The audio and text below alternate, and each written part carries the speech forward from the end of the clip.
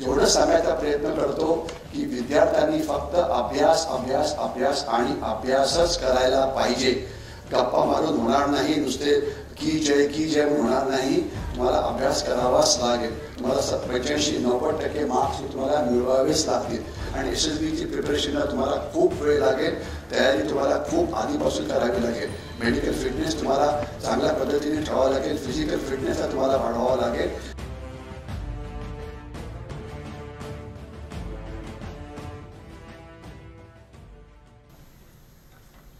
जय हिंद. पण मला सर्वात पहिले असं सांगायचं आहे की आपण ज्याला सैन्य म्हणतो, सैन्याचा अर्थ आहे आर्मी, नेव्ही, एअरफोर्स आणि त्याच्यात चौथं सैन्य तर जे झालेलं आहे ते म्हणजे इंडियन कोस्ट गार्ड किंवा भारतीय तटरक्षक दल. तर हे झालं इंडियन आर्म फोर्सेस. पण माझं हे लेक्चर केवळ त्याच्यापुरतं मर्यादित नाहीये. याच्याशिवाय आपल्याकडे अजून एक दल आहे, त्याला म्हटलं जातं CAPF म्हणजे सेंट्रल आर्म पोलीस फोर्सेस. त्याच्यामध्ये बॉर्डर सिक्युरिटी फोर्स आहे, CRPF आहे, सीमा सुरक्षा बल आहे, ITBP आहे, SSB आहे वगैरे वगैरे. त्याच्याशिवाय आपल्याकडे PMF म्हणजे पॅरामिलिटरी फोर्सेस सुद्धा आहेत. त्याच्यामध्ये सर्वात मोठं जे आहे ते आसाम रायफल आणि मग SFF आणि इतर हे पण आहेत. तर या सगळ्यांकडे ज्या संधी अवेलेबल आहेत सैन्यात किंवा पॅरामिलिटरी फोर्सेसमध्ये जाण्याच्या, त्या सगळ्यांविषयी थोडंसं बोलण्याचा प्रयत्न करीन. आणि माझं जे बोलणं आहे त्याच्यामध्ये मी एक सांगण्याचा असा प्रयत्न करीन की याच्यामध्ये जशा मुलांना संधी आहे तशा मुलींना पण संधी आहेत. आणि म्हणून हे जे लेक्चर आहे ते मुलांकरता पण आहे, मुलींकरता पण आहे, त्यांचे जे पालक आहेत त्यांच्याकरता पण आहे, त्यांना जे कोचिंग करतात त्यांच्याकरता सुद्धा आहे. कारण जोपर्यंत ही सगळी टीम एकत्र होत नाही तोपर्यंत या परीक्षांमध्ये यश मिळणं हे सोपं नाही. आता सांगण्यात आलं की आपला हा स्वर्णिम जयंती दिवस आहे.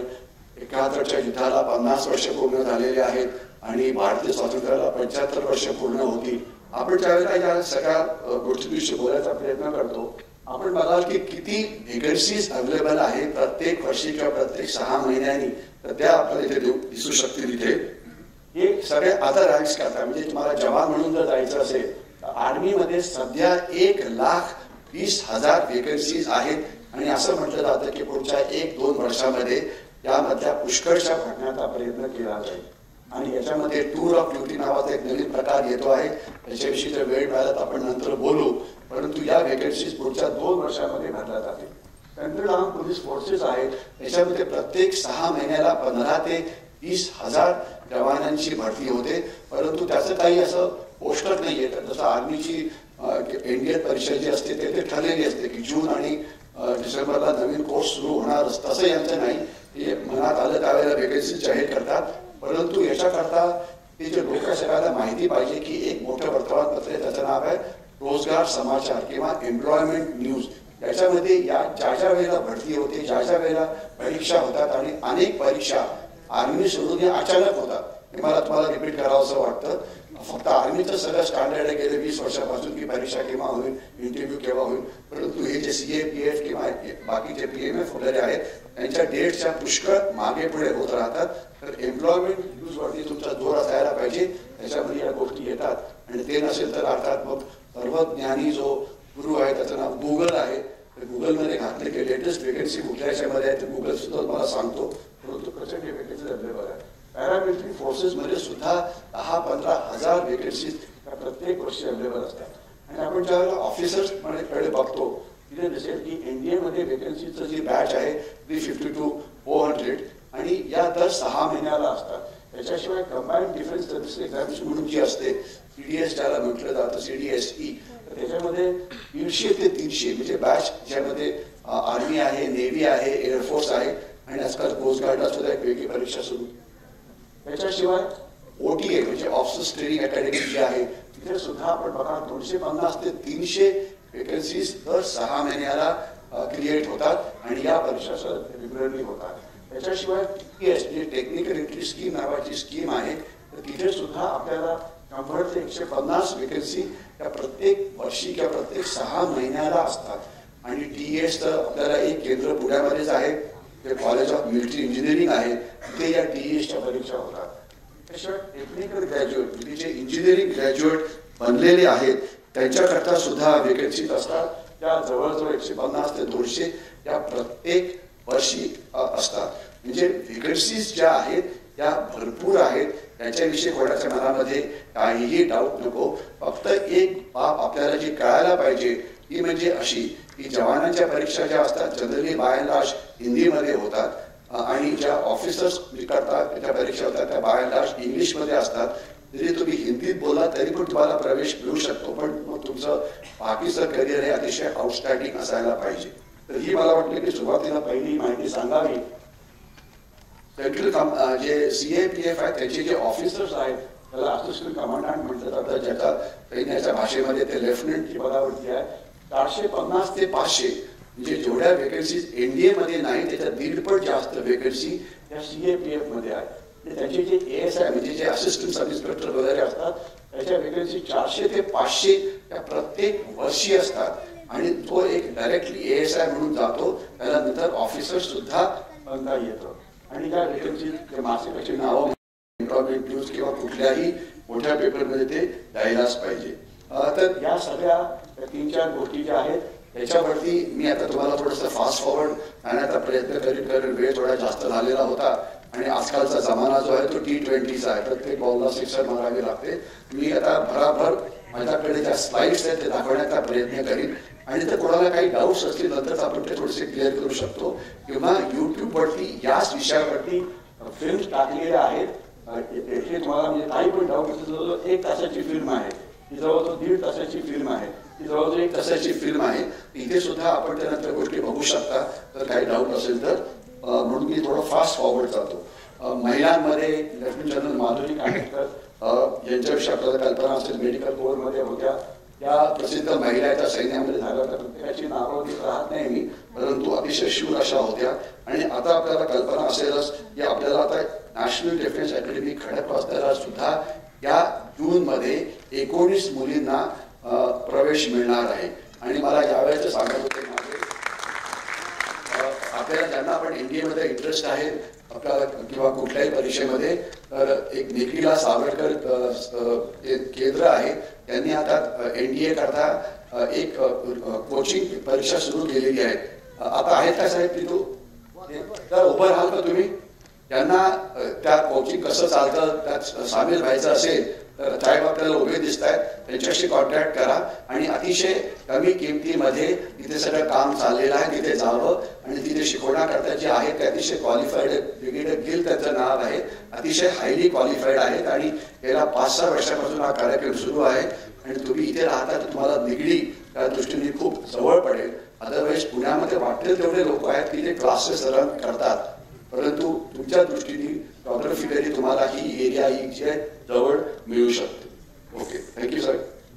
आणि ज्या काही मुली आता मी आपल्याला ते सांगणार आहे, तुम्हाला मी थोडंसं भारतीय सैन्य आणि पॅरामिलिटरी फोर्सेस यांच्याविषयी सांगण्याचा प्रयत्न करीन, म्हणजे तुम्हाला कल्पना पाहिजे की ते नेमकं काय काम करतात, तिथे जीवन असतं ते कशा प्रकारचं असतं आणि त्याच्यानंतर म्हणजे तुम्हाला डिसाईड करता येईल की आपल्याला सैन्यामध्ये जायचं की नाही. कारण अनेक वेळा मुलगा तयार असतो पण त्याचे पेरेंट्स हे तयार नसतात किंवा त्या पेरेंट्स तयार असतील तर त्याला जे करेक्ट गायडन्स आहे ते मिळत नाही. तर जोपर्यंत आई वडील, मुलगा आणि एक कोचिंग स्टाफ यांची जोपर्यंत प्रॉपर टीम बनू शकत नाही तोपर्यंत तिथे जाणं इतकं सोपं नाही.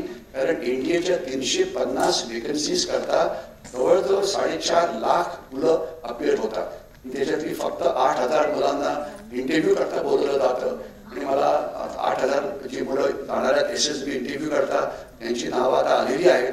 आणि मला ब्रिगेडियर गिल सांगत होते की 8,000 पैकी 1,000हून जास्त मुली आहेत. मला त्यांचं खरोखर कौतुक करावं असं वाटतं. 1,000 म्हणजे 1 मुली आणि बिचाऱ्या मुलींकरता वेकन्सीज किती आहेत तर 18 किंवा 19 किंवा 20 त्याच्यावर जास्त नाही आहेत. पण म्हणजे हा रेशो किती ॲडव्हर्स आहे याची कल्पना असावी. म्हणून जर तुम्हाला या परीक्षांना जायचं असेल तर अभ्यास अभ्यास अभ्यास आणि फक्त अभ्यास, बाकी कुठलाही फालतूपणा नको. कुठल्या समारंभात जायचं, कुठले बाबासाहेब, काकासाहेब, मामासाहेब यांच्या मागे फिरायचं हे चालणार नाही. तुम्हाला परीक्षेकरता तयारी ही अतिशय चांगल्या पद्धतीने करावी लागेल. ड्युटी ऑनर करेश. आता आपण जे अनेक महिलांचा सत्कार केला, वीर महिलांचा, तर मला जे चांगलं पण वाटलं, दुःख पण झालं. त्याच्यामध्ये फक्त सगळ्या मराठा रेजिमेंटच्या होत्या, फक्त एक सोडून की ज्या मिडियम रेजिमेंटच्या होत्या. आणि मी स्वतः 7 मराठा लाईट इन्फंट्री ही कमांड केलेली आहे. आणि म्हणजे माझा मुलगा सुद्धा त्याच घड्याळांमध्ये आहे, म्हणजे माझा मराठा रेजिमेंटशी खूपच चांगला संबंध आहे. तर हे ड्युटी ऑनर करेज वगैरे हे सगळं आमचं घोषवाक्य आहे. आणि हे जे आजचं प्रेझेंटेशन आहे, it is dedicated to all those people who have laid down their life for the sake of the country. Okay. भारतीय सैन्याने अनेक लढाया लढलेल्या आहेत. 1947 ची लढाई, 65 ची लढाई, 71 ची लढाई, ज्याला आता 50 वर्ष पूर्ण होत आहेत. त्याच्याशिवाय कारगिलचं युद्ध 1962 साली चीनशी झालेला नाथुला कुंडोळांचू हा प्रसंग घडला होता. आणि आत्ताच गलवानमध्ये आपण 70 चीनी सैनिकांना मारलं. त्यावेळेला ज्यांना महावीर चक्र मिळालं, कर्नल बाबू, त्यांचा फोटो आहे की मला माहिती नाही, परंतु हे त्यावेळेचे हिरोज होते. आणि ऑपरेशन पावनचा पण आता उल्लेख झाला होता. जवळजवळ आपण 3500 आपले सैनिक ऑपरेशन पावनमध्ये श्रीलंकेमध्ये गमावले होते. तर हे सगळं ऑपरेशन कॅक्टस हे झालं होतं मालदीवमध्ये. आणि याच्याशिवाय अनेक आहेत. हैदराबाद मुक्ती संग्राम, हैदराबादला पोलीस ऍक्शन म्हटलं जातं, ही पोलीस ऍक्शन नव्हती, ते सैन्याचं काम होतं. गोवा मुक्ती संग्राम जो आहे, गोवाला सुद्धा पोलीस ऍक्शन म्हटलं जातं. तिथे कोणीही पोलीस नव्हते, तिथे फक्त भारतीय सैन्य होतं. आणि सियाचीन रेषे वगैरे तुम्हाला माहितीच आहे. ऑपरेशन रक्षक पंजाबमध्ये काय चाललेलं आहे याच्याशी आपण नंतर कधी वेळ तर बोलू. पण आज सकाळची बातमी पेपरमध्ये आली होती की पुन्हा एकदा पंजाबमध्ये उलटी सुट्या गडबडी व्हायला सुरुवात झालेली आहे. आज पंजाबचं जे इंटेलिजन्स ब्रांच आहे त्याच्यावरती एक रॉकेट लॉन्चरनी फायर करण्यात आलं. मला खरोखर म्हणजे अनेक वर्षानंतर एक रॉकेट लॉन्चरचा वापर करून तिसऱ्या मजल्यावरती हल्ला करण्यात आला. हे खरोखरच म्हणजे त्याच्या आधी घडलेलं नव्हतं. आणि पंजाबमध्ये त्याच्या आधी दंगल झाली. त्याच्या आधी एक कोणीतरी पंजाबचे जे मुख्यमंत्री भगवंत सिंग मान यांना भेटायला एक आले होते. आणि पंजाबचेच किंवा भारतीय सैन्याचे जे चीफ ऑफ आर्मी स्टाफ होते जनरल जे सिंग, मी रिपीट करतो, जनरल जे सिंग हे चीफ ऑफ आर्मी स्टाफ होते काही वर्षापूर्वी. आणि ते मराठा रेजिमेंटचे होते. आताच काही दिवसापूर्वी ते पुण्यामध्ये होते. त्यांनी म्हटलं होतं की एक खालिस्तानी दहशतवादी भगवंत सिंग मान यांना भेटण्याकरता तिथे आला होता. हे कोण म्हणालं होतं? General J Singh, who was the chief of army staff. थोडंसं प्रॉब्लेम होणार आहे, ऑपरेशन पराक्रम वगैरे सगळे जाऊ दे. आणि ही एक म्हणजे सैन्याचं जे ब्रीदवाक्य आहे इंडियन मिलिटरी अकॅडमीचं, the safety honour welfare of a country comes first always every time. Honor, welfare and the comfort of the men you command comes next. Your own is comfort, safety comes last always every time. त्याचा थोडक्यात अर्थ असा की देश सर्वप्रथम आणि तुम्ही स्वतः सर्वात शेवटी. म्हणजे मला हे पाहिजे, मला ते पाहिजे, मला फोकट वीज पाहिजे, मला फोकट पाणी पाहिजे, मला फोकट हे पाहिजे, हे नाही. देशाला पहिले आपण प्रथम जर केलं तरच हा देश प्रगती करू शकतो. अदरवाईज हे जे ब्रीदवाक्य आहे इथे लागलेलं आहे स्टेटवुड हॉलमध्ये. सैन्याच्या अनेक आर्म्स आणि सर्व्हिसेस आहेत. ही रंगाडा रेजिमेंट सध्या मध्ये उल्लेख केला उक्रेनचा, सध्या तिथे रंगाड्यांचा वापर केला जातो आहे. त्याच्याशिवाय तोफखाना म्हणजे आर्टिलरी. आपल्याला तर महाराष्ट्रापुरते बोलायचं म्हटलं तर महाराष्ट्रामध्ये अहमदनगरला आर्मर्ड कोर्स सेंटर स्कूल आहे, तिथे ते रंगाडा रेजिमेंट आहे. आणि मेकॅनाइज इन्फंट्री रेजिमेंटल सेंटर सुद्धा अहमदनगरला आहे. आणि हा जो आहे हा तोफखाना आहे. तोफखान्याचं सेंटर हे अर्थात आपल्या देवळालीला पण आहे आणि नाशिक रोडला सुद्धा आहे. त्याच्या पुढे जाऊया. हेलिकॉप्टर्स वगैरे आता जनरल नायर साहेब समोर बसलेले आहेत. त्यांचा आणि हेलिकॉप्टरचा खूप संबंध होता. मला वाटतं ज्यावेळेला त्यांना वेळ मिळेल नक्कीच ते काहीतरी हेलिकॉप्टर्स विषयी वगैरे सांगतील. हे हेलिकॉप्टर्स किंवा आर्मी एव्हिएशन कोड वगैरे तर इंजिनियर्स. आताच एक उल्लेख करण्यात आला की देशाचे जे चीफ ऑफ आर्मी स्टाफ आहेत जनरल मनोज पांडे हे इंजिनियर्सचे होते. आणि ते बॉम्बे इंजिनियर्सचे आहेत, म्हणजे जे आपल्या इथे जे बीईजी सेंटर आहे खडकीला तिथले होते ते. आणि अतिशय हुशार आहेत, अतिशय एव्हरीथिंग गुड अबाउट हिम. आणि आत्ताच ते 1 मेला चीफ ऑफ आर्मी स्टाफ झालेला. आजच्या सुद्धा पेपरमध्ये त्यांचा फोटो आलेला आहे. त्यांनी काहीतरी चीनला इशारा दिलेला आहे. आणि मला खात्री आहे की त्यांच्या नेतृत्वाखाली भारतीय सैन्य हे नक्की चांगलं काम करेल. आणि ते नागपूरचे आहेत. आणि त्याच्या आधीचे जे चीफ ऑफ आर्मी स्टाफ होते जनरल मनोज नरवणे ते पण मनोजच होते. आणि सध्या जे DGMO आहेत ते सुद्धा मनोजच आहेत. म्हणजे एक अतिशय योगायोग आहे. आणि असं शक्यता आहे की जनरल मनोज नरवणे देशाचे दुसरे चीफ ऑफ डिफेन्स स्टाफ बनतील अशी एक आशा आहे.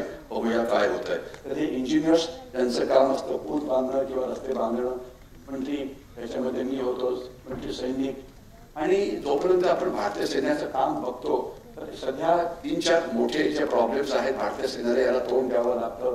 काश्मीर आहे, ईशान्य भारत आहे, याच्याशिवाय दहशतवाद वगैरे. तर याच्यामध्ये आपण जर बघाल तर 400 ते 450 सैनिक हे आपले प्रत्येक वर्षी प्राणाचे बलिदान देत असतात आणि त्यांना परमनंट इंजरीज होतात. तर त्याची संख्या सुद्धा पुष्कळ आहे. आणि पुण्याचा आणि परमनंट इंजरीजचा खूप संबंध आहे. पुण्यामध्ये क्वीन मेरी टेक्निकल स्कूल आहे, पुण्यामध्ये आर्टिफिशियल लिम्ब सेंटर आहे की जे अतिशय चांगलं काम हे करत आहे. ईशान्य भारतामधली जी बंडखोरी आहे याचं कंबरड आता भारतीय सैन्याने मोडलेलं आहे. आता फक्त मणिपूरमध्ये थोडंसं ग्रुप्स ऍक्टिव्ह आहेत आणि म्यानमारमध्ये त्यांचे ट्रेनिंग कॅम्प आहे, तिथे आपण अनेक वेळा गेलेलो आहे, त्याच्यावरती हल्ला करण्याचा प्रयत्न केलेला आहे. परंतु ईशान्य भारतामध्ये आता जवळजवळ इन्सर्जन्सीचं कंपाऊंडर हे तुटलेलं आहे. जोपर्यंत प्रश्न काश्मीरचा आहे, काश्मीरमध्ये अजून सुद्धा पाकिस्तान घुसखोरी करायचा प्रयत्न करतं. हे आहे LOC, हे आहे पाकिस्तान, हे आहे भारत. जी घुसखोरी पाकिस्तानचे दहशतवादी करतात ते कसं होतं, म्हणजे त्याची रिक्रुटमेंट रॅली होते, त्याच्यानंतर त्यांना ट्रेनिंग दिलं जातं, त्यांना पैसे दिले जातात, त्यांना मोटिवेशन त्यांचं केलं जातं. 6, 7, 8 महिने हे सगळं चालतं. त्यावेळेला हे पूर्ण होतं त्यावेळेस त्यांना रात्रीच्या वेळेला 6 ते 10 गटामध्ये सीमेच्या आत घुसखोरी करायला भाग पाडलं जातं. आणि इथे जे भारतीय सैन्य आहे त्यांना इथे मारण्याचा प्रयत्न करतं. आणि माझं स्वतःचं युनिट इथे पुंछमध्ये 2 गोष्टींचा उल्लेख करण्यात आला. एक नौशेरामध्ये पुंछमध्ये डोडा बटालियन हे माझ्या बटालियनचं काम होतं, जिथे माझ्या युनिटला 18 गॅलेंट्री अवॉर्ड्स मिळाले होते आणि आम्ही 57 दहशतवाद्यांना मारलं होतं. आणि आम्हाला युनिट सायटेशन पण मिळालं होतं, याच्याशिवाय युनिट ॲप्रिसिएशन पण मिळालं होतं. आणि त्याच्यामुळे सध्या ही जी बटालियन आहे 7 मराठा लाईट इन्फंट्री ही युनायटेड नेशन्स मिशनमध्ये सध्या आफ्रिकेमध्ये आहे. तर मी गेले 2 वर्ष तिथे आणि तो जाण्याचा मान सर्वात शूर अशा बटालियनला मिळतो. हे काम 7 मराठांनी केलं आणि तिथे आम्हाला बऱ्यापैकी यश मिळालेलं होतं. हे सगळं जाऊ दे. जे 26/11चा हल्ला झाला त्याच्यामध्ये जे NSGचे कमांडोज आले होते 51 आणि 52 स्पेशल ऍक्शन ग्रुपचे होते, म्हणजे फक्त भारतीय सैन्याचे कमांडोज. आणि त्याच्यामध्ये दोघांना आणि त्यांनी हे जे 10 दहशतवादी होते त्याच्यातले 8 त्यांनी मारले होते हॉटेलमध्ये आणि 1 पकडला गेला कसब आणि एकाला तुकाराम ओबाळेंनी पकडलं होतं. तुकाराम ओबाळे त्यावेळेला असिस्टंट सब इन्स्पेक्टर होता. परंतु केवळ आपल्या माहिती करता तुकाराम ओबाळे त्याच्या आधी भारतीय सैन्याच्या सिव्हिल रेजिमेंटमध्ये जवळजवळ 21 वर्ष होता. तो सुद्धा एक भूतपूर्व सैनिक होता. 26/11चा हल्ला वगैरे सगळं बोलायला वेळ नाहीये. सध्या जे एक प्रश्न कधी कधी टीव्हीवरती येतो, परीक्षांमध्ये MPSC विचारतात की 3रं महायुद्ध केव्हा होणार आहे. मला हसू येतं याचा काय प्रश्न विचारला की 3रं महायुद्ध सध्या सुरू आहे आणि ते जैविक महायुद्ध आहे. याच्यामध्ये 7 लाख भारतीय आतापर्यंत करोनामुळे किंवा चीनी व्हायरसमुळे गेलेले आहेत. आणि जेवढे पोलीस या चीनी व्हायरसमुळे गेले तेवढे पोलीस कधीही नक्षलवाद किंवा माओवाद याच्यामध्ये गेलेले नाहीत. तर हे अजून सुद्धा सुरू आहे, बघू काय होतं. आपण ज्यावेळेला देशाच्या सुरक्षेकडे बघतो त्यावेळेला जमिनी सीमेचं रक्षण करावं लागतं, आपल्याला आपल्या सागरी सीमेचं रक्षण करावं लागतं आणि आपल्या एअर स्पेस म्हणजे हवाई सीमा आणि त्याच्यापेक्षा जास्त जे पुढे सायबर आपल्या प्रत्येकाच्या मोबाईलमध्ये सीमा येऊन पोहोचलेले आहेत. तुमच्या मोबाईलमध्ये कुठला बाहेरनं मेसेज आला तर तो चुकीचा की बरोबर हे तुम्हालाच ठरवावं लागतं आणि तुमच्याकडे मेसेज कुठनंही येऊ शकतो, इन्क्लुडिंग भारताच्या बाहेरून. आणि अंतर्गत सुरक्षेमध्ये नक्षलवाद माओवाद वगैरे आहे, प्रॉक्सीवाद, काश्मीर वगैरे पुढे चर्चा आपण नंतर बोलण्याचा प्रयत्न करू. युक्रेनच्या युद्धाविषयी बोलणं ही फॅशन झालेली आहे, कारण आपल्याला दाखवायचं असेल की आपल्याला खूप काही माहिती आहे ते युक्रेनविषयी बोलावंच. युक्रेनच्या विषयी जे प्रसिद्ध वाक्य आहे त्यांनी म्हटलं होतं, जो बायडन हे प्रेसिडेंट ते म्हणाले होते की आम्ही रशियाशी शेवटचा युक्रेनियन सोल्जर मारले जाईपर्यंत लढाई करू. म्हणजे काय, तुम्ही पुढे जा आम्ही मागे कपडे सांभाळतो, हे असला प्रकार सध्या सुरू आहे. आणि दुसरा एक अजून एक जोक येतो आहे की नाटो नावाचं जे मिलिटरी अलायन्स आहे त्यांनी आपले रणगाडे म्हणजे tanks EANKS tanks have been replaced by think tanks. आता नाटोमध्ये फक्त विचारबंदी शिल्लक राहिलेली आहे, तिथे सैनिक शिल्लक राहिली नाहीये. ते मोस्ट पॉवरफुल अलायन्स होतं. युक्रेन याच्याविषयी बोलायचं फक्त एवढंच आपल्याला कळायला पाहिजे की 2-3 गोष्टी विद्यार्थ्यांकरता महत्वाच्या आहेत. 24,000 विद्यार्थ्यांना तिथं आपण बाहेर काढलं. आज जवळजवळ 2-2.5 लाख विद्यार्थी बाहेर शिक्षणाकरता जातात परदेशात. त्यांना वाटतं की तिथे शिक्षण कमी किमतीत होईल, परंतु लक्षात असावं जे विद्यार्थी पाकिस्तानमध्ये शिक्षणाला जातात तिथली डिग्री रेकग्नाइज नाही, ते विद्यार्थी चीनमध्ये जातात ती डिग्री रेकग्नाइज नाही, ते मेडिकल एज्युकेशन करता जातात कझाकिस्तान, किर्गिस्तान वगैरे अनेक ठिकाणी, त्यांना डॉक्टरकी मिळाल्यानंतर इथल्या परीक्षेला अपेर व्हावं लागतं. जर तुम्ही परीक्षा जर ती पास झाले नाही तर तुम्ही डॉक्टरकी करू शकत नाही. आणि 95% बाहेर गेलेले विद्यार्थी परीक्षा पास होत नाही. मी रिपीट करतो, पास होत नाही. त्यामुळे ज्याच्याकरता जातात ते त्यांना करताच येत नाही. पर्यंत युद्ध जाऊ दे, आपण थोडंसं अफगाणिस्तानविषयी बोलू. काही लोक म्हणाले होते की तालिबानचं राज्य आल्यानंतर खूप त्रास होईल भारताला, कारण तालिबानी काश्मीरमध्ये येतील. परंतु काळजी नको, त्यांची काळजी घेण्याकरता भारतीय सैन्य हे समर्थ आहे. 6-7 महिने झालेले आहेत, परंतु अजून त्यांना काही फारसं करता आलं नाहीये. उलट अफगाणिस्तानचे तालिबानी आणि एक दहशतवादी संस्था तेहरीके तालिबान पाकिस्तान, हे पाकिस्तानला खूप जास्त त्रास देत आहेत. भारतामधले ज्या अंतर्गत सुरक्षेच्या जी आव्हानं आहेत आपण बघूया. या भारताच्या सीमा एक 16,500 किलोमीटर जमिनी सीमा आहे. आणि इथे वरती LOC वरती भारतीय सैन्य आहे, याच्या खालती BSF म्हणजे बॉर्डर सिक्युरिटी फोर्स आहे. जर तुम्ही BSF मध्ये भरती झाला तुम्हाला इथे यावं लागेल. त्याच्यानंतर ही जी इंडो नेपाळ सीमा आहे आणि भूतान सीमा तिथे आहे सीमा सुरक्षा बल नावाचं अर्धसैनिक दल. त्याच्याशिवाय इथे अर्थात भारतीय सैन्य आहे. इथे ते आहे आसाम रायफल्स, म्हणजे जे याला पॅरामिलिटरी फोर्स म्हणलं जातं. खालचा जो भाग आहे बांगलादेशला लागलेला तो अर्थात तिथे बॉर्डर सिक्युरिटी फोर्स आहे. म्हणजे BSF जे आहे हे भारत पाकिस्तान सीमेवरती सुद्धा आहे आणि भारत बांगलादेश सीमेवरती सुद्धा आहे. आणि हा जो समुद्र किनारा आहे 7,500 किलोमीटरचा, इथे अर्थात इंडियन नेव्ही आहे, कोस्ट गार्ड आहे आणि वेगवेगळे पोलीस ज्यांची म्हणजे त्यांना समुद्री सीमा लागलेल्या आहेत. उदाहरणार्थ महाराष्ट्र 780 किलोमीटरची आपल्याला समुद्री सीमा आहे, तर ते इथे डिप्लॉयड आहे. त्याशिवाय आपल्याकडे असलेली काही द्वीपसमूह इथे सुद्धा तुम्हाला जायची संधी मिळेल. आणि ही आहे भारत पाकिस्तान सीमा. ज्याच्याविषयी मी आता बोललो होतो की त्या सीमांचं रक्षण करणं शांतता काळामध्ये आणि युद्ध काळामध्ये हे भारतीय सैन्याचं मुख्य काम असतं. त्याच्याशिवाय ही आहे भारत चीन सीमा. 3 भागात वाटलेली आहे. एक तर वरचा भाग लडाखचा, याच भागामध्ये गलवानची लढाई झाली होती. त्याच्याशिवाय उत्तराखंडचा बाकीचा भाग आहे, मध्ये सिक्कीम येतं आणि पुढे मग वेस्ट ऑफ म्हणजे अरुणाचल प्रदेश हे इथे येतं. इथे अर्थात भारतीय सैन्य आहे. आणि याच्याशिवाय जो ही नेपाळची सीमा आहे इथे सीमा सुरक्षा बल आहे. ही सीमा या सगळ्या सीमा शांत आहेत. नेपाळची सीमा म्हणा, भारत भूतान सीमा म्हणा, या सगळ्या शांत आहेत. जिथे गडबड होते ती म्हणजे काश्मीरची सीमा. आणि ही सीमा आहे ज्याला म्यानमारची सीमा म्हणायचं. तिथून स्मगलिंग किंवा शस्त्र दारुगोळा पाठवणं हे मोठ्या प्रमाणामध्ये चालतं. तर हे आपल्याला माहिती पाहिजे. आणि जोपर्यंत प्रश्न आहे भारत बांगलादेश सीमेचा अतिशय भयंकर भाग आहे. आज 4-5 कोटीहून जास्त बांगलादेशी हे भारतामध्ये आहेत. रिपीट करतो, 4-5 कोटीहून जास्त बांगलादेशी हे भारतामध्ये आहेत. आणि एवढंच नाही तर अक्षरशः लाखो बांगलादेशी मुंबईमध्ये आहेत, पुण्यामध्ये आहेत. आणि जिथे मोठी कामं चालतात तिथे तुम्हाला ते दिसून येतील. त्यांना पकडायला पाहिजे, त्यांना हे करायला पाहिजे. भारताची जी सीमा आहे समुद्री सीमा तर दाखवलेली आहे. समुद्र किनाऱ्यापासून तर 250 किलोमीटरपर्यंत जो भाग असतो त्याला एक्सक्लुझिव्ह इकॉनॉमिक झोन म्हटलं जातं. इथे जे काही मिळेल ते भारताचं असतं. याचं रक्षण करणं हे आपलं काम असतं. आणि तिथे आपण सागरी सीमेचं रक्षण हे बऱ्यापैकी करतो. आणि पाकिस्तानची गुप्तहेर संस्था जी ISI आहे ती उलटी कामं करत असतात. दहशतवादी पाठवायचं, एज्युटेशन करायची वगैरे वगैरे. ओके, तर म्हणून आपल्याला अनेक प्रकारच्या ज्या लढाया लढल्या जातात त्या सगळ्यांची तयारी करायला पाहिजे. तर जोपर्यंत महाराष्ट्राचा संबंध आहे, आज महाराष्ट्रामध्ये जवळजवळ म्हणजे सर्व्हिंग सोल्जर्स आहेत 65,000 ते 60,000 ते 75,000 संख्या दाखवली जाते. रिटायर्डांची संख्या ही 2-2.5 लाखाच्या आसपास आहे. विडोज म्हणजे भगिनी ज्याचे पती गेले आहेत त्याचा जो 35,000 जास्त आहे.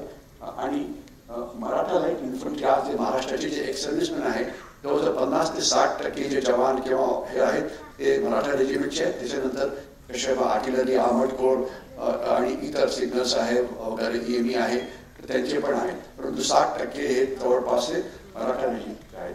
आणि याच्यामध्ये म्हणजे दरवर्षी 5 ते 6,000 रिटायर होतात आणि तेवढेच भरती पण होतात. रिक्रुटमेंट जी महाराष्ट्रापुरती आहे 5-6 हजार प्रत्येक वर्षी असते. आणि वर्षात 3-4 वेळा तरी हे होत जातं. आणि आज गॅरंटी अवॉर्ड जे आपल्याला मिळाले आहे ते दाखवलेलं आहे महाराष्ट्राकरता. महाराष्ट्राला मिळालेले गॅरंटी अवॉर्ड्स, मी जिथे राहतो पुण्यामध्ये त्या जागेचं नाव आहे साळुंके विहार.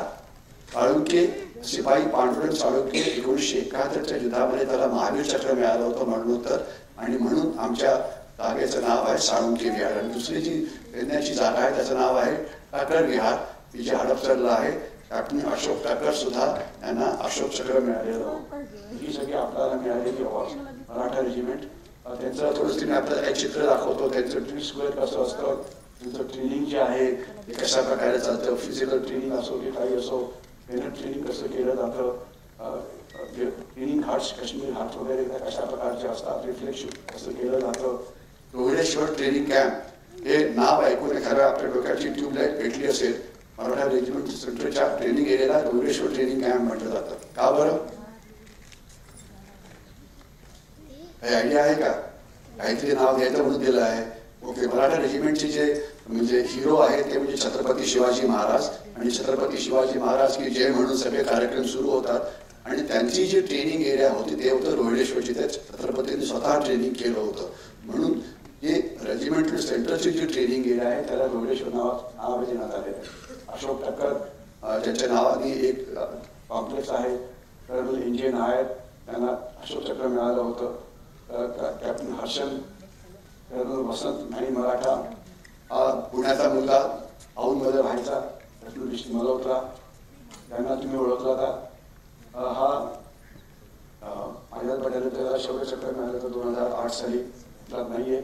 आणि आता ज्यांचा अवॉर्ड घेतलं, तुम्ही नाव घेतलं की संतोष राळे. म्हटलं संतोष राळे तर काय असं वाटत नाहीये, कारण तो माझ्याच बटालियनचा आहे. हा खरोखरचा संतोष राळे. आणि त्यांना आपण ओळखत असाल की या प्रतिभाताई पाटील ते त्याला कीर्ती चक्र देत आहेत. आणि हा एक दोन इथे हिरोज आहेत. एक आहे आता मी कौस्तुभ आणि त्याला सेना मेडल मिळालं होतं, ते 2 दहशतवाद्यांना मारलं होतं. आणि त्याची वीर पत्नी कनिका ही नंतर 2-3 वर्षानंतर सैन्यामध्ये सामील झाली. आणि आता ती मला वाटतं यावर्षी ती पासआउट म्हणून अधिकारी बनणार आहे. आणि तिचा मुलगा मला घरात दिसत सगळीकडे 4 किंवा 5 वर्षाचा मुलगा. आणि अजून एक शूरवीर, तसे शूरवीर भरपूर आहेत पण केवळ वेळेच्या अभावी मी काही लोकांची नावं घातली आहेत. हे संतोष महाडिक साताऱ्याचा होता. आणि ही त्याची पत्नी स्वाती महाडिक. नंतर तिने सुद्धा सैन्यामध्ये प्रवेश केला. तिची आई तुम्हाला दिसते, मुलगा दिसतोय, मुलगी दिसते आहे. ती इनफॅक्ट इथेच काही दिवस पोस्टेड होती. हे माझ्या वेळाचा संतोष त्याचा वळायचा. तर हे केवळ आपल्याला माहिती करता की अशा प्रकारे काय होतं. आता मी थोडंसं आपल्याला सांगण्याचा प्रयत्न करीन. या ज्या परीक्षा वगैरे आहेत त्या कशा प्रकारच्या असतात. आपण ज्यावेळेला इंडियन आर्मी म्हणतो तर इंडियन आर्मी याचा अर्थ आर्मी, नेव्ही, एअरफोर्स असं सगळं पकडायला पाहिजे. कारण नाव आर्मीचं घेतलं जातं कारण आर्मीची जी संख्या आहे ही खूप जास्त आहे. 12.5 लाख ते 13 लाख ही आपली संस्था, ही आपली संख्या आहे. आणि नेव्हीची 60,000च्या आसपास आहे संख्या. आणि एअरफोर्सची आपल्या 1 लाखाच्या आसपास आहे. आणि हे वेगवेगळ्या प्रकारचं कामं त्यांना जे करावं लागतं. मी ते बघाल की हे रॉक क्लाइम्बिंग आहे, राफ्टिंग आहे, म्हणजे तुम्हाला पाकिस्तानला जायला पासपोर्ट लागत नाही वगैरे वगैरे. रणगाडे कसे दिसतात, मला हवेतनं उड्या कशा मारता येतात, पॅराशूट वगैरे, एअर डेव्हिडचं काम कशा प्रकारे केलं जातं. 5,000 फुटावर तुम्हाला उडण्या करता मिळतं. तिथून तुम्हाला उडी सुद्धा मारता येते. तुम्ही बघू शकता, शत्रू तुम्हाला बघू शकत नाही. तुम्ही तुमचं कसं ट्रेनिंग वगैरे करतात. तर ज्यांना म्हणजे खरोखरच ॲडव्हेंचर काहीतरी करायची इच्छा आहे, ज्यांना आउटडोर लाईफ आवडतं, तर या सगळ्यांनी सैन्यामध्ये जरूर जावं आणि कुठल्या जे वेगवेगळे भाग आहेत तिथे प्रवेश करावा. मी या प्रत्येक स्लाईडवरती मला 5-5 मिनिटं बोलता आलं असतं, परंतु वेळेअभावी मी बोलत नाही. तुम्हाला नुसतं दाखवण्याचा प्रयत्न करतो आहे की काय आहे. आता मी तुम्हाला फक्त थोडक्यात सांगण्याचा प्रयत्न करीन की ते म्हणजे जे तुम्हाला जर जवान म्हणून भरती व्हायचं असेल तर काय करायला पाहिजे, आणि जर ऑफिसर म्हणून जर भरती व्हायचं असेल तर काय करायला पाहिजे. त्या थोड्याशा काही गोष्टी तुम्हाला मी सांगायचा प्रयत्न करीन. Okay okay. आता हे सगळं जाऊ दे. आपलं 1947 जे युद्ध होतं ते सुरू झालं आणि त्यावेळेला काही हिरोज होते, तर ते तुम्हाला इथे दिसतील. हे आहेत, त्यांना देशाचं सर्वात पहिलं पिरामिड चक्र मिळाले. मेजर सोमनाथ शर्मा त्यांना अर्थात काश्मीरमध्ये मिळालं होतं. 47-48 ते युद्ध जे 1 वर्ष चाललेलं होतं. त्याच्यानंतर पुढचं जे युद्ध होतं ते 1962 युद्ध. या युद्धामध्ये थोडाफार माझ्या कुटुंबाचा पण हे होता, संबंध होता. माझा सख्खा मावस भाऊ लेफ्टनंट विष्णू आठले हा 17 पॅराफील्डमध्ये होता आणि वॉलॉंगच्या लढाईमध्ये तो शहीद झाला होता. ते वॉलॉंगचं वॉर मेमोरियल आपल्याला इथे दिसतं आहे. 1962 युद्ध आता याला पुष्कळ वर्ष झालेली आहेत आणि हा फेमस फोटो अर्थात 1971च्या युद्धाचा आहे, जिथे जिथे पाकिस्तानी सैन्यांनी जी शरणागती पत्करली होती. आणि 1971च्या युद्धामध्ये अनेक हिरोज होते. त्याच्यामधले जे सर्वात मोठे फील्ड मार्शल सॅम माणेकशॉ यांच्याविषयी जितकं बोलावं तेवढं कमीच आहे. त्यांचा हा मोठा फोटो आणि 1999चं युद्ध म्हणजे कारगिलचं युद्ध, त्यामधला एक हिरो कॅप्टन विक्रम बात्रा, त्याला परमवीर चक्र मिळालं होतं. त्यांनी स्वतःच्या प्राणाचं बलिदान केलं आणि त्याचं ते प्रसिद्ध वाक्य आहे, एक दिल मांगे मोर. आणि त्याचा एक इंटरव्ह्यू सुद्धा अवेलेबल आहे. माझ्याकडे या विषयावरती अनेक फिल्म सुद्धा आहेत.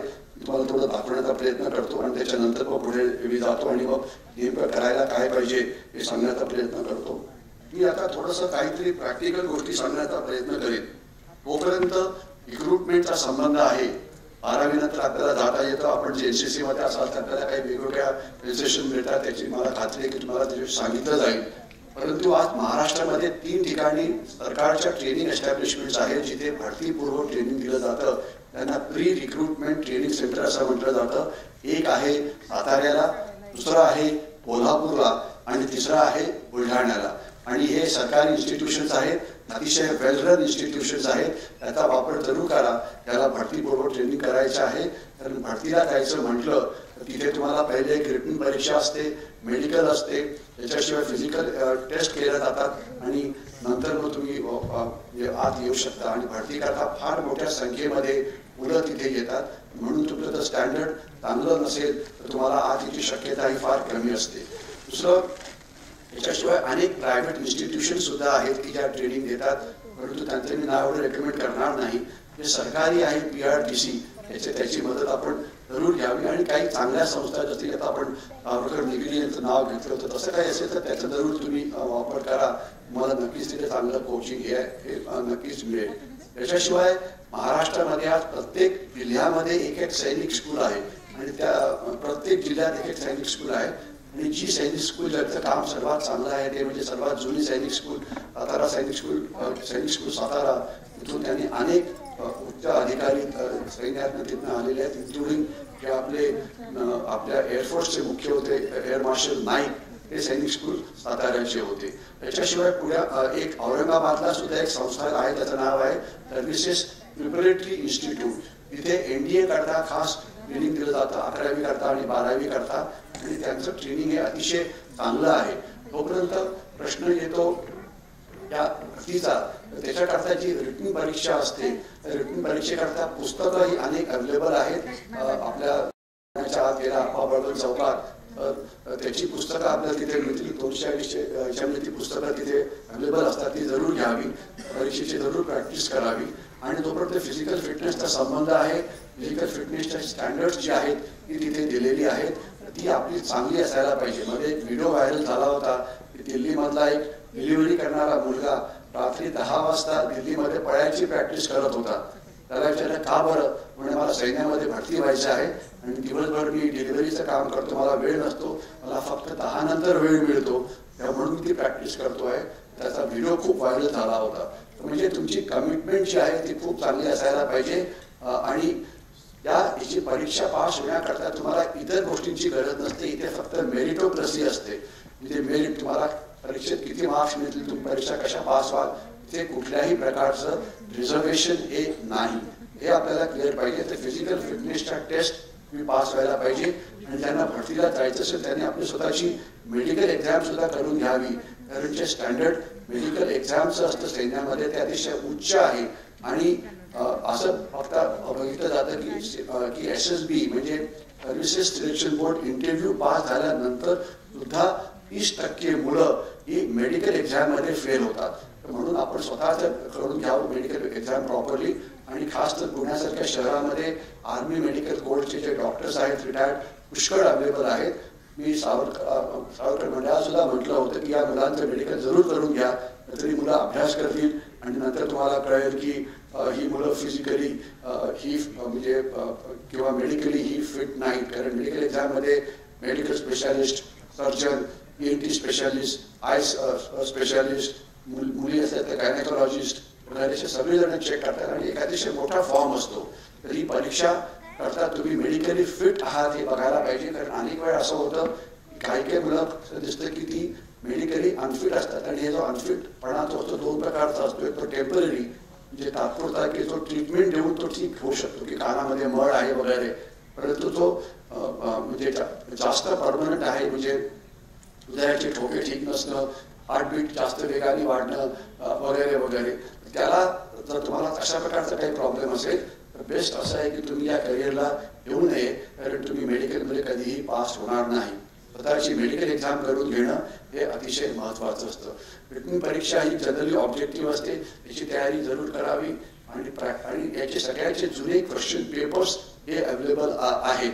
याच्याशिवाय हे जे म्हणजे मी प्रत्येक मुलाला सांगतो की मुलांनी असं नुसतं म्हणून पुरेसं नाही की आम्ही MPSCला अपेअर होणार आहे किंवा UPSCला अपेअर होणार आहे. पण UPSCमध्ये पास होण्याचं प्रमाण हे अतिशय कमी असतं. MPSCमध्ये सुद्धा प्रमाण हे अतिशय कमी असतं. म्हणून प्रत्येक मुलांनी कमीत कमी 2 ते 3 करिअर्स आपल्यासमोर ठेवायला पाहिजे. तर तुम्ही आर्म फोर्सेसमध्ये जाण्याचा प्रयत्न करता आहात तर त्याच्याबरोबरच तुम्ही जे सेंट्रल आर्म पोलीस फोर्सेस आहेत, CRPF, BSF वगैरे त्यांच्याकरता पण तयारी करावी. कारण त्यांचं स्टँडर्ड हे पुष्कळ कमी असल्यामुळे आणि त्याच्या वेकेन्सीज जास्त असल्यामुळे मला तिथे सिलेक्ट होण्याची शक्यता ही खूप जास्त असते. आणि एवढंच नाही तर म्हणजे आजकाल मी बघितलेलं आहे की एक आसाम रायफल नावाचं जे एक PMF आहे, पॅरामिलिटरी फोर्स आहे, त्याची भरती ही फक्त शिलाँगमध्ये होते. मी रिपीट करतो, त्याची भरती महाराष्ट्रात होत नाही, ही फक्त शिलाँगमध्ये होते. तर तुम्हाला म्हणून हे सगळं माहिती पाहिजे की अशा भरती कुठे होतात आणि ही सगळी माहिती एम्प्लॉयमेंट न्यूज किंवा रोजगार समाचार योजना याच्यामध्ये येत असते. तर सगळ्या ज्यांना गायडन्स करायचं आहे त्यांनी ते जरूर ते वाचत राहावं. आणि ज्या वेळेला परीक्षेचा काळ येतो 6 आठवडे 7 आठवडे आधी ही ॲडव्हर्टिजमेंट तिथे येते आणि अर्थात ती वेगवेगळ्या वर्तमानपत्रामध्ये सुद्धा येते. त्याच्या पुढे मी जे जातो ते म्हणजे ज्याला म्हणायचं की ऑफिसर्स ट्रेनिंग नावाचा जो प्रकार आहे नॅशनल डिफेन्स अकॅडमी, तिथे कसं म्हणजे तिथे जे ट्रेनिंग असतं ते कशा प्रकारचं असतं. तर त्याच्यामध्ये NDA करता तुम्ही 12वी पास झाल्यानंतर जाऊ शकता. तिथे वर्षात 2 वेळा परीक्षा होतात आणि आर्मीची कुठलीही परीक्षा, आर्मी म्हणजे आर्म फोर्सेसची, या 3 गोष्टी कॉमन असतात. एक तर सगळीकडे रिटन परीक्षा असते, फक्त ती TES एंट्री स्कीम आहे ती सोडून आणि टेक्निकल एंट्री स्कीम आहे ती सोडून. तर रिटन परीक्षा पास होण्याकरता आजकाल पुष्कळ पुस्तकंही अवेलेबल आहेत. त्याचं नाव आहे की master guide to NDA written examination किंवा master guide to OTA examination किंवा master guide to CDS examination, master guide to AFCAT वगैरे. ही पुस्तकं जरूर घ्यावी. या पुस्तकामध्ये नेमकं असतं काय, या पुस्तकामध्ये एक तर त्या परीक्षेचं सिलेबस दिलेलं असतं. नेमका की 12वी तुम्हाला चांगले मार्क्स मिळाले याचा अर्थ तुम्ही NDAची परीक्षा पास व्हाल असं नाही. कारण NDAचं जे सिलेबस आहे हे थोडं 12वीपेक्षा वेगळं आहे. त्याचा संबंध जास्त हा CBSE सिलेबसशी आहे. तुम्ही SSC मधून पास झाला असाल किंवा ICSE मधून पास झाला असाल तर तुम्हाला थोडा नक्कीच त्रास पडेल, कारण सिलेबस ते पुष्कळसं वेगळं असेल. आणि दुर्दैवाने ते फक्त 12वीचेच प्रश्न विचारतात असं नाही, तिथे 10वी आणि 11वीचे सुद्धा प्रश्न हे विचारले जातात. थोडक्यात त्याचा अर्थ असा होतो की NDA रिटन कुठलीही रिटन परीक्षेची तुम्हाला जर तयारी करायची असेल तर ती 2 वर्ष आधी 1.5 वर्ष आधी तुम्ही करायला पाहिजे. आम्ही असं रेकमेंड करतो की त्यावेळेला 10वी आणि 11वीची परीक्षा, 10वीची परीक्षा संपते त्याच्या मध्ये जो ब्रेक होतो, उन्हाळ्याची सुट्टी लागते, त्यावेळेला NDAची तयारी करावी किंवा कुठल्याही परीक्षेची तयारी करावी. त्यावेळेस तुम्हाला त्याकरता तयारी करायला वेळ मिळतो. पण 10वीमध्ये किंवा 12वीमध्ये त्यावेळेला तुमच्या स्वतःच्या परीक्षा असतात, त्यावेळेला अजून एका कुठल्या तरी परीक्षेकरता तयारी करणं हे सोपं नसतं. कारण इंडियन पास होण्याची संख्या कमी असेल आणि ते होणार नाही ती संख्या जास्त असेल आणि त्यांना काहीतरी ऑल्टरनेट करिअर हे गरजेचं असतं. म्हणून परीक्षेची तयारी ही पुष्कळ आधी व्हायला पाहिजे. तर परीक्षा ती आता सध्या निगडीला सुरू आहे. बाय अँड लार्ज सगळ्यांचा पॅटर्न एकसारखाच आहे. त्याच्यामध्ये थोडं जनरल नॉलेज असतं, थोडं इंग्लिश असतं, थोडं सायन्स असतं, थोडं इतर जॉग्राफी सब्जेक्ट वगैरे असतात. सिलेबस परीक्षेचं माहिती असणं हे अतिशय महत्त्वाचं आहे. दुसरे तुम्हाला तिथे सॅम्पल क्वेश्चन पेपर्स मिळतात, जे सॅम्पल पेपर्स करेक्शन जुने क्वेश्चन पेपर्स ज्याच्यामध्ये मागच्या 10 वर्षामध्ये NTA किंवा कुठल्याही परीक्षेचे जे ॲक्च्युअल क्वेश्चन पेपर्स होते ते तिथे मिळतात. ते बघितलं की तुम्हाला कळतं की परीक्षेमध्ये नेमकं काय विचारलं जातं. आणि तिसरा याच्याशिवाय तुम्हाला 10-12 सॅम्पल क्वेश्चन पेपर्स मिळतात. म्हणून तुम्हाला परीक्षेची तयारी करण्याकरता तुम्ही जेवढे जास्त पेपर सॉल्व्ह कराल तेवढं तुम्हाला चांगलं असतं. ते त्याचे तुम्हाला त्याचा फायदा तुम्हाला होतो. रिटन परीक्षा ही एक अभ्यास करणारी परीक्षा आहे. कुठलाही विद्यार्थी त्याला चांगले मार्क्स मिळवायचे असेल रिटनमध्ये आणि कसा अभ्यास करायला पाहिजे नेमका तेच त्यांनी ते करायला पाहिजे. दुसरं आहे जर तुम्ही रिटन परीक्षा पास झाला 4-4.5 लाख मुलं बसतात, 8,000 SSBला बोलवलं जातं. तर SSBमध्ये त्याला सर्व्हिसेस सिलेक्शन बोर्ड असं म्हटलं जातं. याच्यामध्ये 5 दिवसाच्या वेगवेगळ्या प्रकारच्या टेस्ट असतात. तर SSBचं तुम्हाला मी एक हे दाखवण्याचा प्रयत्न करतो की तो इंटरव्ह्यू अतिशय म्हणजे चॅलेंजिंग आहे, डिफिकल्ट आहे असं मी म्हणणार नाही. त्याविषयी थोडंसं मी बोलतो आहे, थोडंसं मी परीक्षा करता कशा होत्या त्याच्याविषयी बोललेलो आहे. तर या सगळ्यांमध्ये मला वाटतं महत्त्वाचं असं आहे की 3-4 पॉईंट अतिशय महत्त्वाचे आहे की एक तर या सगळ्या परीक्षेची जी तयारी आहे ही आपल्याला 1, 2, 3 वर्ष आधी तरी ही करावी लागेल. वेळेवरती नुसतं अपडेट होऊन जमणार नाही आणि तयारी करत राहावं लागेल. आणि होतं काय की जो सिलेक्शन रेट असतो हा खूपच कमी असल्यामुळे जरी मुलं झाली तरी त्यांना तिथे सिलेक्ट व्हायची शक्यता ही कमी असते. म्हणून तुमच्याकडे जे ऑल्टरनेट करिअर्स असतात ही करिअर्स जास्त असायला पाहिजे, हा दुसरा महत्त्वाचा मुद्दा आहे. आणि तिसरं असं की या म्हणजे या परीक्षेमध्ये तुम्ही अभ्यास कराल.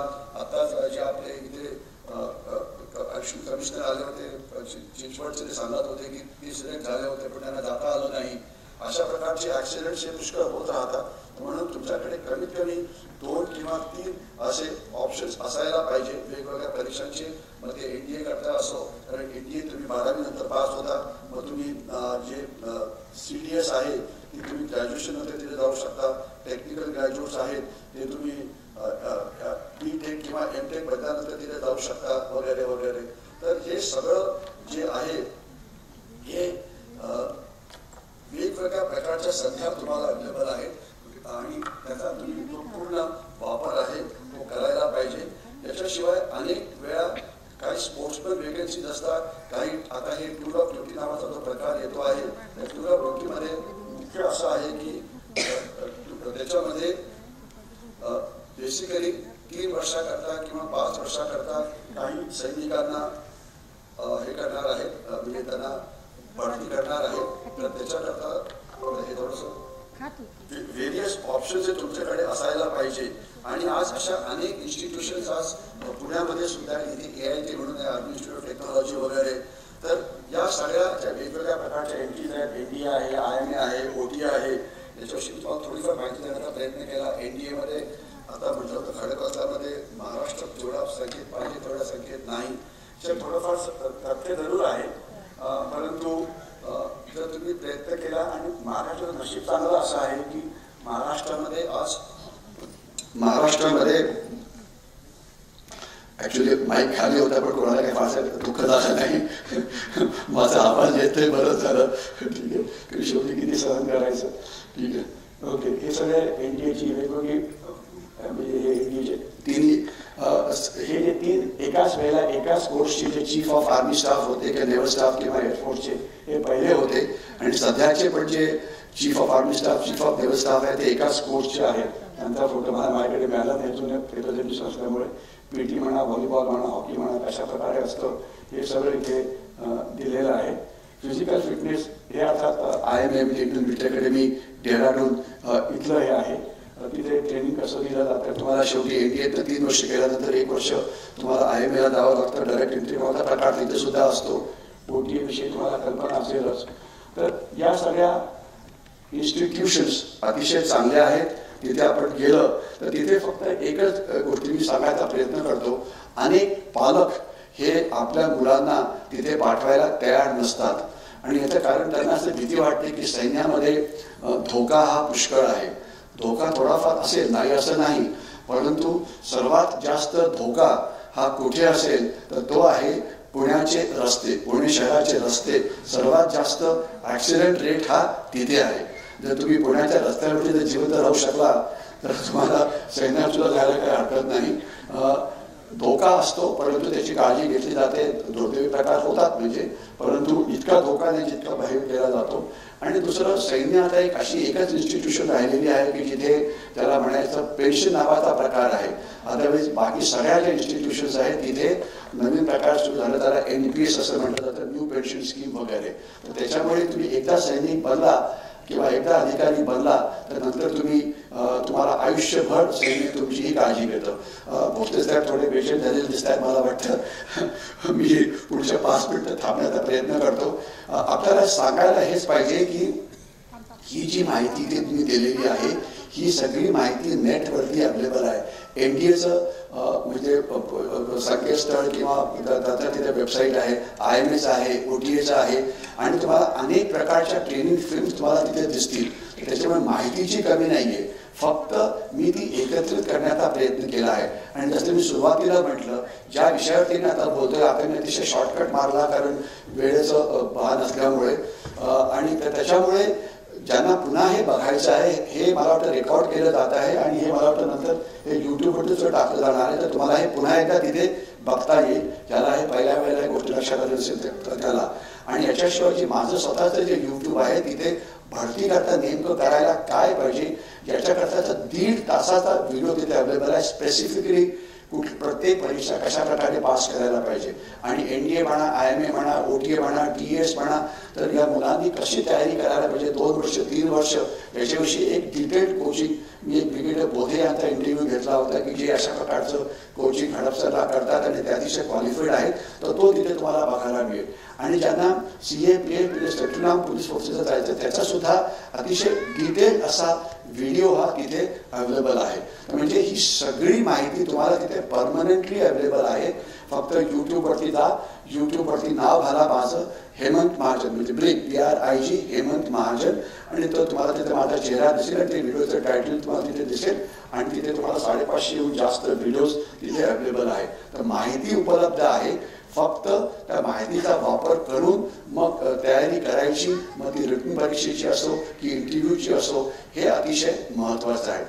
इंटरव्ह्यूमध्ये ज्या तुम्हाला क्वालिटीज लागतात त्या क्वालिटीज ॲक्वायर्ड करण्याकरता पुष्कळ वेळ लागतो. म्हणजे फायटिंग स्पिरिट म्हणा, पॉझिटिव्ह थिंकिंग म्हणा, गुड प्लॅनिंग म्हणा, अशा अनेक त्याला ऑफिसर लेड क्वालिटी नावाचा शब्द वापरला जातो.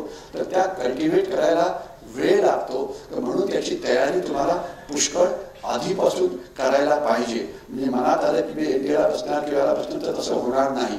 आणि जर तुम्ही NCC मध्ये असाल, तुम्ही C आणि D सर्टिफिकेट पास केलं असेल तर तुम्हाला अनेक कन्सेशन मिळतात. त्याच्याविषयी थोडंसं मला खात्री आहे की नंतर सांगितलं जाईल.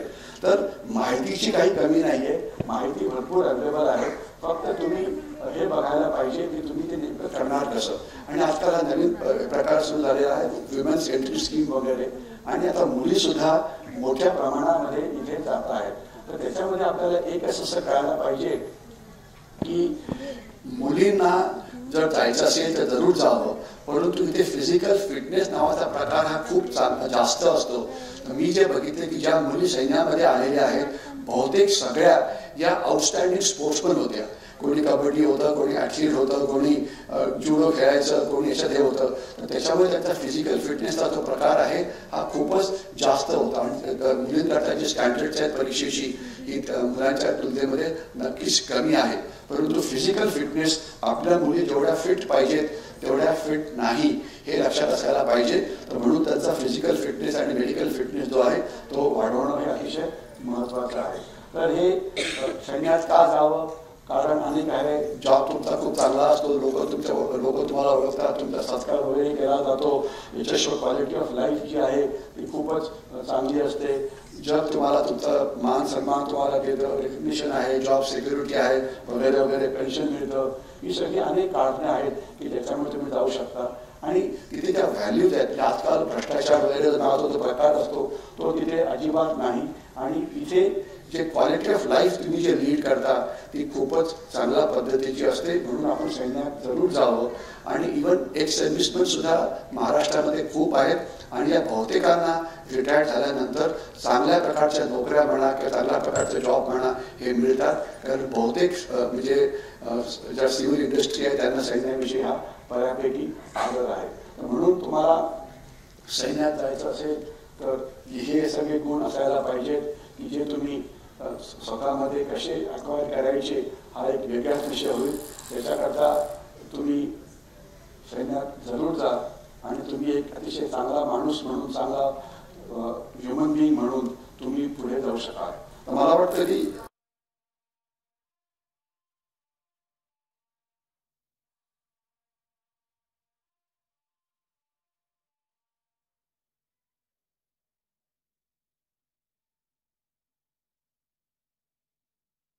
ओके, हे जे 3 व्हिडिओज होते त्याच्यामध्ये मी हे सगळं टाकायचा प्रयत्न केला होता. ज्याला पाहिजे त्यांनी हे व्हिडिओ नंतर जरूर बघावेत. म्हणजे जर तुम्ही जर काही गोष्टी तुम्हाला समजल्या नसतील काही कळालं असेल तर ते तुम्ही तिथून जाऊन ते बघू शकता. तर मला वाटतं मी आता इथे थांबायचा प्रयत्न करतो आहे आणि जर काही नंतर प्रश्न असतील तर आपण 1-2 प्रश्न नंतर घेऊ शकतो जर बहुतेक भाऊ मिळाले तर. पण त्याच्या आधी मला वाटतं खात्री आहे की अध्यक्षीय भाषण पहिले होईल. तर मी इथे थांबतो. एवढं सांगायचा प्रयत्न करतो की विद्यार्थ्यांनी फक्त अभ्यास अभ्यास अभ्यास आणि अभ्यासच करायला पाहिजे. गप्पा मारून होणार नाही, नुसते की जय म्हणून होणार नाही. तुम्हाला अभ्यास करावाच लागेल. तुम्हाला 85-90% मार्क्स तुम्हाला मिळवावेच लागतील. आणि SSBची प्रिपरेशनला तुम्हाला खूप वेळ लागेल. तयारी तुम्हाला खूप आधीपासून करावी लागेल. मेडिकल फिटनेस तुम्हाला चांगल्या पद्धतीने ठेवावं लागेल. फिजिकल फिटनेसला तुम्हाला वाढवावं लागेल. आणि एक अजून मी गोष्ट विसरलो ते म्हणजे टेरिटोरियल आर्मी तो नावाचा प्रकार सुद्धा आहे. पुण्यामध्येच एक TA बटालियन आहे तिथे तुम्ही पार्ट टाइम सोल्जरिंग सुद्धा करू शकता. आणि आता नवीन जो प्रकार येणार आहे टूर ऑफ ड्युटी म्हणून तो सुद्धा एक पुढच्या काही महिन्यामध्ये नेमकं कसं असेल ते पुढे येईल. परंतु एवढं नक्की की येणाऱ्या काळामध्ये प्रचंड मोठ्या संख्येमध्ये सैन्यामध्ये भरती केली जाईल, एक जवानांची म्हणून किंवा एक अधिकारी म्हणून. तर आपण सगळ्यांनी त्याचा फायदा घ्यावा. कारण सध्या एकच गोष्ट तुम्हाला मी सांगू इच्छितो तर याच्यामध्ये वेकन्सीज भरपूर आहेत. पण अलॉट मी त्याला काही पर्सेंटेज पुन्हा करता नाही. गरज पडली तर सगळी महाराष्ट्रातली मुलं तिथे जाऊ शकतात. तर तिथे जायला पाहिजे, त्याकरता तयारी करायला पाहिजे. हा मला वाटतं याचा सर्वात मोठा संदेश आहे. एक्झॅक्टली तयारी कशी करायची त्याकरता आपल्याला विविध प्रकारचं गायडन्स जे आहे ते मिळू शकेल.